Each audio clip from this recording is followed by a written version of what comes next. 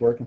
Okay, so we do a problem with an inclined plane, and if you put a mass here and you run it up over the pulley and you hang a mass down there, you can do those. You know how to do those. Even if we don't know which direction it's going to move, you know how to do those.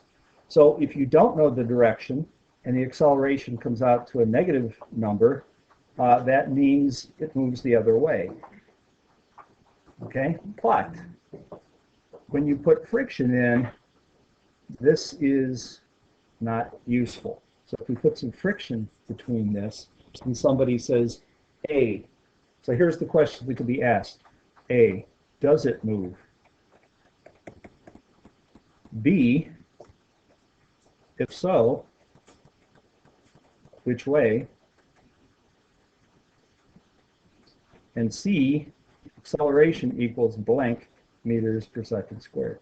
So you say, well, can't you just do it again if it comes out negative, if that means it goes the other way? No, because it can also mean it doesn't move.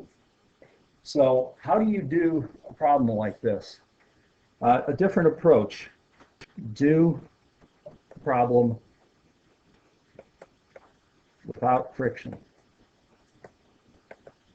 So do the problem and say there's no friction in here, and figure out which way it moves. Don't worry about the acceleration because that's going to be useless, but figure out which way it moves. So let's say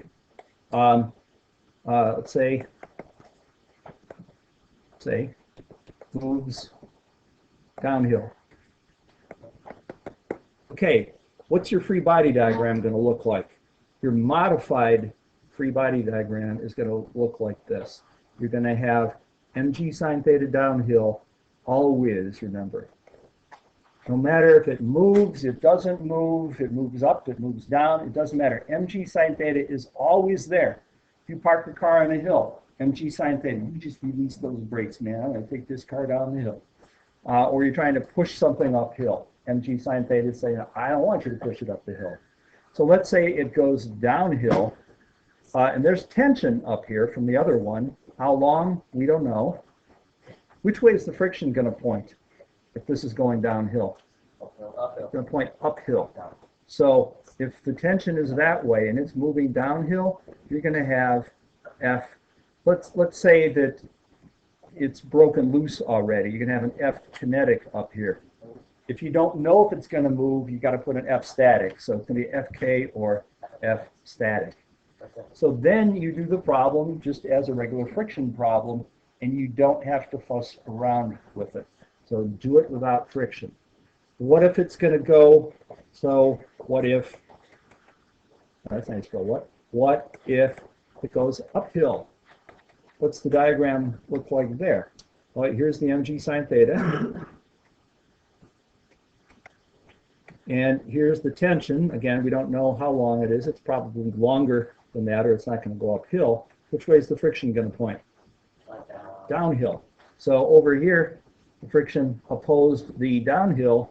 Here, the friction is opposing the uphill. So this would be your FK or FS, whatever you're dealing with. So you first figure out, does it move? And if it does move, then you know that F static is not important. You need to use FK. Yeah. But yeah, we don't know how big these are until we start tacking things on. So in reality, this would end up being even bigger to compensate for that. So you draw what you think is okay, and you may be wrong, but you have to draw something. And then when you're done, you can go back and fix it. It's not a big deal. But these would be your, what does that say? FK farts. What is that supposed to say? It was. Or okay, looks like farts to me. Or FS. It's probably not going to be FS because what did we do? We already answered, does it move? Yes, it goes downhill or it goes uphill. Yeah. So what? When you say like doesn't move, I was thinking like you can't calculate that with friction, right? So right. If we see, okay, here's the reason why we say does it take the friction away and let it go. That tells you which way the tendency is to go. That means if you put friction on, it's not, let's say it will go downhill without friction. If you put friction, it either may not move or it'll go downhill, but it's not going to go uphill. if That's it's, where you find out here, is with these new modifiers. You can find out if it actually.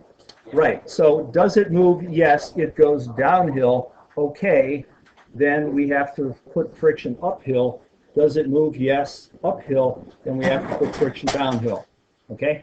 Then it's still not a real easy problem. You got to do multiple steps, but if you do it this way, instead of trying to figure out what the negative sign means, which means it means two different things, and you really get confused, this makes this problem much easier. So this will prevent you from going off in on tangents on this problem.